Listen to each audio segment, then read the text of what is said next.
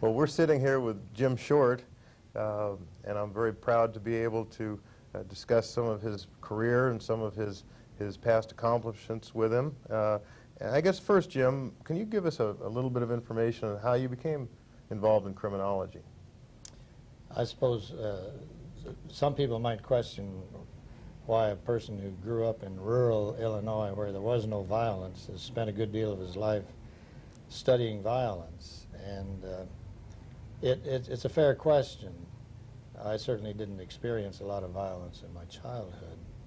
I became very much aware of the potentials for violence, however, when, as I was growing up in a small town where a black person, they bragged, had never spent the night.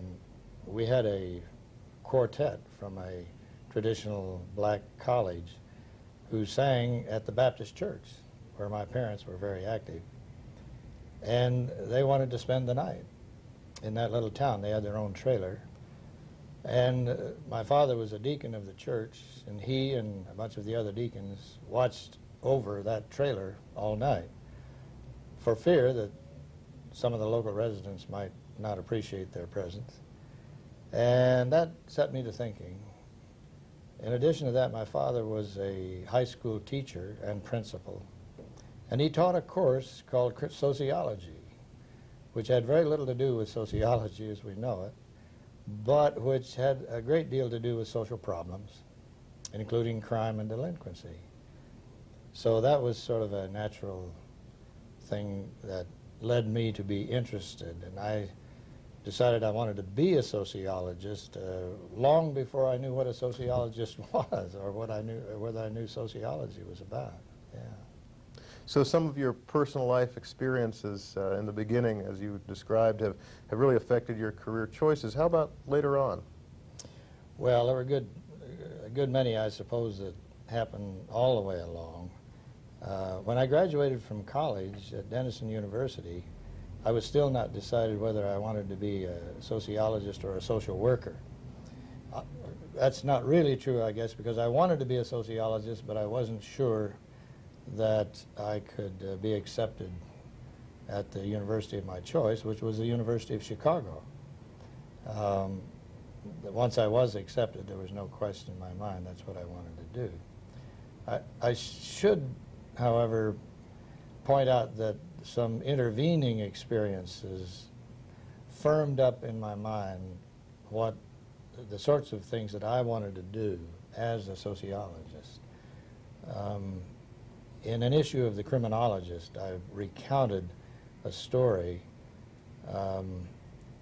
which concerned an incident that occurred while I was with the Marine Corps in the occupation in Japan after World War II. I was in charge of a small platoon of men, and one night the local police brought in a badly damaged man who had been assaulted, he said, by American servicemen. Since my platoon was the only contingent of U.S. servicemen in the area, I figured it had to be one of my men. So my platoon sergeant and I shook down the platoon and very quickly discovered the culprits. Two very young men, young Marines who barely out of their teens, because I wasn't much over the teens either. I think I was 20 or 21. And we immediately put them into custody. But previously, as soon as the man had been brought in, we had asked for medical services from the battalion headquarters. And a corpsman arrived with essentially life-saving equipment. Those two young Marines, whom I had come to like very much, they were just so young and seemed so innocent, asked me then to be their defense attorney. I, in effect, their arresting officer. I agreed to do so only in the sense that I wanted to, because I felt that they were, not that they were innocent, but that they were filled with ill feelings about themselves. So I agreed to do that, but the thing that bothered me was that why had this happened on my watch? And you know, it was just a terrible thing to think that men whom I had come to know and trust had violated that trust and the trust of the uniform they were serving. So that made me again wonder about, you know, why do people do such things and what can be done about it. So that was one of my first brushes, I guess you would say, with criminology. I later, in that tour of duty, represented some men who had been charged with a variety of offenses. And my only experiences as a defense attorney was to win one case and lose all the rest. So I didn't last very long in that business. Well, you've explained some of your influences growing up and some of your military experiences. What about your teachers and your colleagues and even some of your critics who have had an influence on your work and on your career? Yeah, in many respects, the critics are the easiest to talk about, because anytime you do something in this business, if you don't learn from your critics, then you're in bad shape. My influences at the University of Chicago were many. A sociologist who was a student of Robert E. Park by the name of Sam Kinchlow was one of them. Very few people know about Sam Kinchlow. He was a sociologist of religion attached to the Chicago Theological Seminary. And having come from the background that I did, I was attracted to him as sort of a bridge to my own past. And in fact, I did a master's thesis with him on a local church on the south side of Chicago. So you did a master's thesis on sociology of religion? Well, yeah, it was in the Department of Sociology, but right. That was the topic. Never published any of that. It probably wasn't worth publishing. But Sam Kinchlow was a dear friend and mentor. But at that same time, I became acquainted with Clifford Shaw, who was teaching at the downtown college. Ironically, he was teaching in the YMCA of Metropolitan Chicago headquarters, where later I became associated with them in the gang project. Shaw was a charismatic figure, and I suppose I took every course that he taught, and he was a wonderful man. He was just he would reach out to try to understand your problems and to try to communicate what he felt about the human condition and so on. And I found in him a person genuinely to be admired, and so he influenced me a lot. He also introduced me to people like Henry McKay, who became a very dear friend till the day he died, Saul Coburn, and even people like Harold Feinstone, who was a fellow graduate student, but who was working at the Institute for Juvenile Research during part of that time. I would say that Shaw was the primary influence as far as criminology is concerned. On the other hand, my dissertation advisors were William F. Ogburn and Ernest Burgess. I may have been the last Chicago graduate student to have both of those men on my committee. Burgess played a minor role. He wanted me to do one chapter, and that was on the effect of relief during the Depression on crime and delinquency. I did that, and that in fact was the first article I had published in ASR when Bob Ferris was the editor. But Ogburn was the major influence at that time. I admired his hard-headedness, his influence, or his interest in the big picture of things, social change. It seemed to me that he was concerned with issues and that warranted much more attention than we were giving them. I also took all the standard courses from people like Louis Wirth and Well, Herbert Bloomer, I took all of Bloomer's courses, I guess.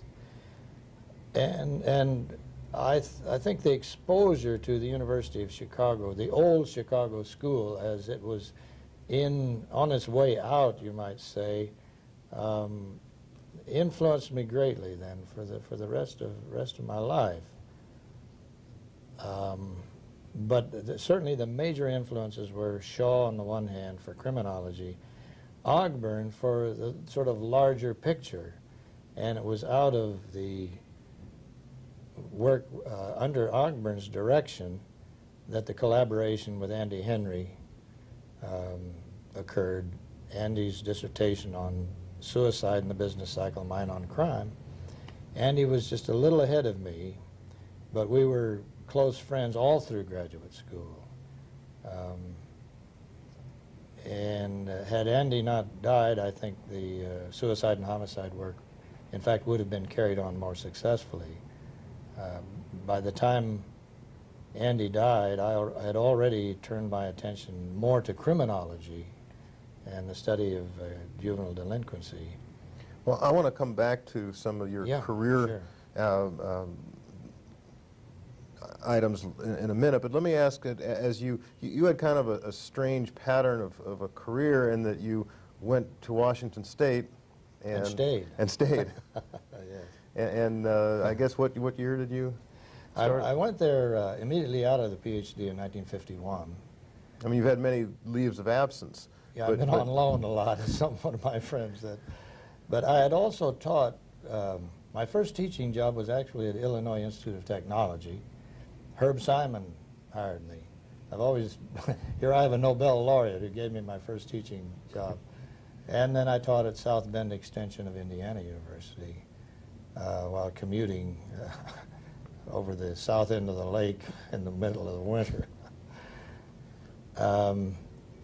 But I guess what I'm trying to get at is some of your influences, although you stayed at Washington State as a residence, you were able to leave and do things. As you say, you were on loan to various places. Yeah. But what about some of your influences after your career? Because I want to come back to some specific areas of your work. But kind of for a few minutes talk about some of these influences as your career developed. Some of the people who stand out. One of the interests which I developed very early was in self-reported delinquency, and that came directly from Shaw. I suppose one could say it actually came from Alfred Kinsey by way of Shaw, because in his lectures, Shaw, whose whole life had been devoted to studying the distribution of delinquency and its concentration in areas of poverty and with racial and ethnic minorities and so forth, he would say, and I heard him say it several times, he said, you know, if we had a Kinsey report of crime, we would really find out that there's a lot more out there than the official data indicate. Well, that struck a chord. And when I was thinking of what to do next, I'd already published some things on the dissertation, a couple of articles and a book with Andy. I decided, well, that idea of a Kinsey report on delinquency sounded like a good one. There was some literature, Austin Porterfield's old article, in AJS, I think it was, Wallerstein and Weil, Murphy, Shirley, and Whitmer. There were, at least those three had asked people about their delinquencies, and they'd found that people would admit to a lot of things that didn't get into the official record. So I applied for a faculty research fellowship from the Social Science Research Council. And that's probably one of the great things, turning points in my life, because I had a very heavy teaching load. Teaching loads were heavy at Washington State at that time. And while I enjoyed teaching, I really had gotten the spirit of the old Chicago school and wanted to do research.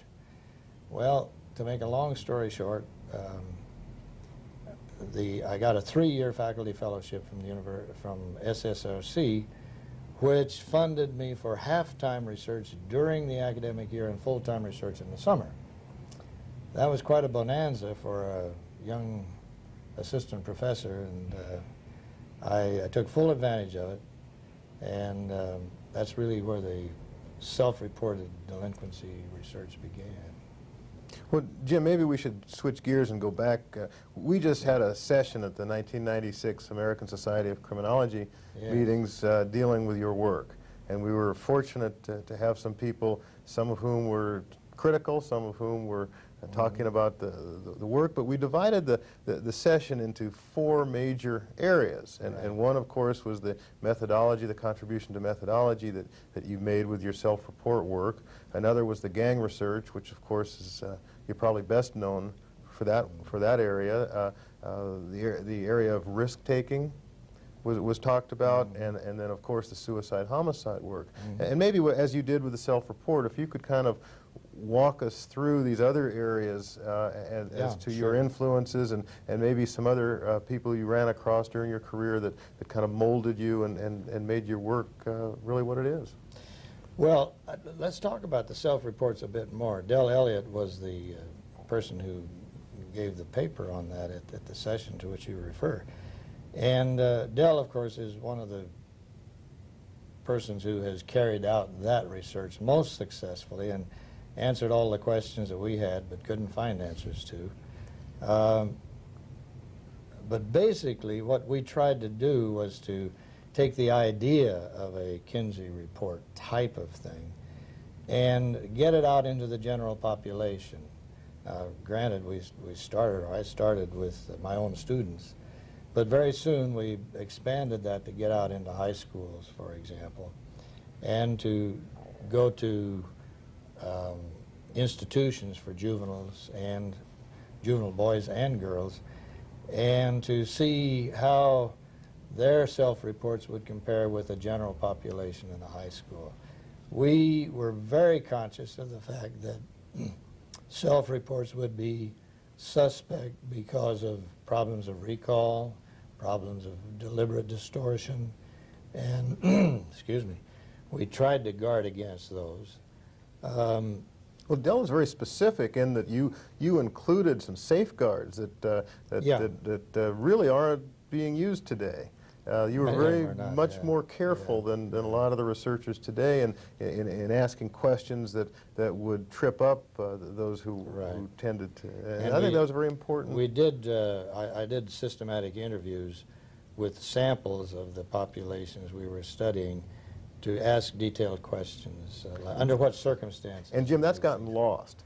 Yeah, it has. It's unfortunate, but really. And I think Del pointed out that people now will refer to an article saying how well self-report does, and then go about doing his or her own without the safeguards, and that's an important loss. Well, I'll tell you, one of the amusing things to come out of the self-report study was that Ivan Nye and I developed a scale, which was published in ASR, and that scale, all we were doing was demonstrating that you could statistically use self-reports and come up with a hierarchy of seriousness of involvement and delinquency.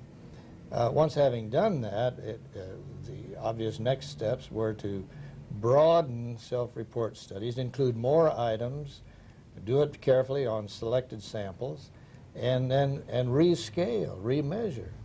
But the so-called short Nye or Nye short scale, people started adopting it as though that would apply to any population that there was. Well, it's a lot easier to do that. It's a lot, but it astounded me then, and it astounds me still, that people refer to that scale as somehow having a life of its own. It was only a limited application. That's all it was intended to be.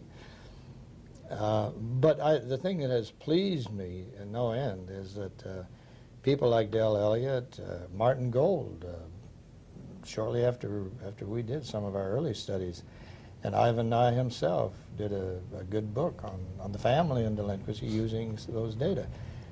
Now we use self-reports with much more self-confidence, maybe too much self-confidence sometimes, because we're not always as careful as we probably should be. We also had Ron Huff talk about your gang research.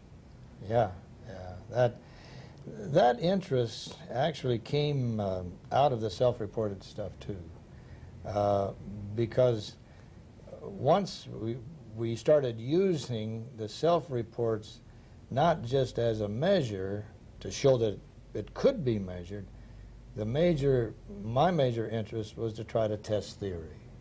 And I had a rather crude operationalization of Sutherland's differential association. Did an article on that, a couple of them.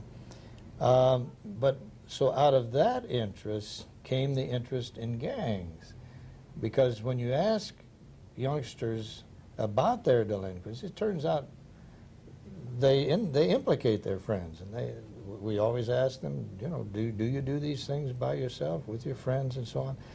And so the interest in companionship, co-offending, if you will, led sort of naturally to the study of gangs. Al Cohen and I had begun a collaboration growing out of a friendship in which we decided that we should look at delinquent subcultures. And this was a couple of years before the Cloward and Olin book, which was published in 1960. Al and I had an article in the Journal of Social Issues in 1958. Interestingly enough, at the ASA meeting in Seattle, in which that paper was given first, that was the meeting where Fred Strodebeck approached me about coming to the University of Chicago and heading up a gang project. We knew at the time that paper was given that it had already been accepted for publication, but it had not yet been published. So, to make another long story short, I agreed to go back to Chicago to meet with people from the University of Chicago and with various gang researchers and theorists and people from the YMCA of Metropolitan Chicago, which had a detached worker, a so-called detached worker project, and to talk about what needed to be done to test out some formulations concerning gang delinquency. At that first meeting in the fall of, or in the spring of maybe it was the fall of 1958, Phil Hauser, who was a chair of the Department of Sociology at Chicago, Fred Strodebeck, and Walter Miller, Lloyd Olin, and Al Cohen all attended, plus some of the YMCA people. And out of that meeting came some of the ideas that went into the NIMH application, which then resulted in the collaboration. And I took leave from Washington State and went. I was on loan for 3 years, 1 year at a time, and that was another great turning point for my career. And you mentioned some people with whom you were working, but how about the influences, the really important influences from whom you really were able to gain knowledge and develop your ideas on gangs? Well, Al Cohen's seminal book, Delinquent Boys, was, of course, one of them. Interestingly, Al and I had met shortly before we had published this paper on varieties of delinquent subcultures. We had met with Saul Coburn and Hal Feinstein, who were both at that time at the Institute for Juvenile Research. And we had asked Saul in particular, who had been looking at subcultural delinquency, if he had any further thoughts in that area, because we sensed that we just didn't know enough about how this thing that Al called the delinquent subculture, how it manifested itself in under different circumstances. And Saul, in all modesty, said, my thoughts are just as incoherent as ever. He thought it was a great idea to do something about that.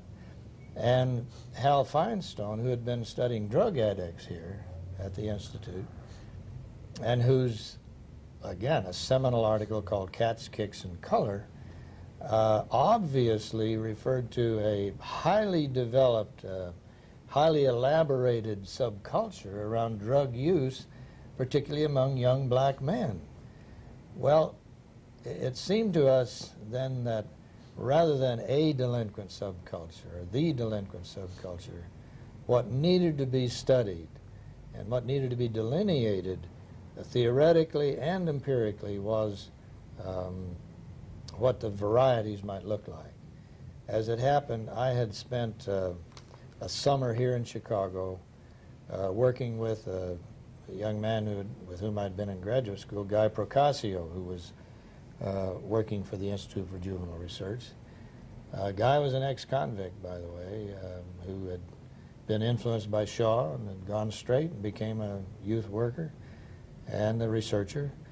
Guy had introduced me to gangs of kids on the near north side, for example, and we had started to ask questions about self-reported delinquency from kids who were in gangs in Chicago at that time. And that was about 1954. So the gang thing came out of that interest in self-reported delinquency and out of the influence particularly of Al Cohen.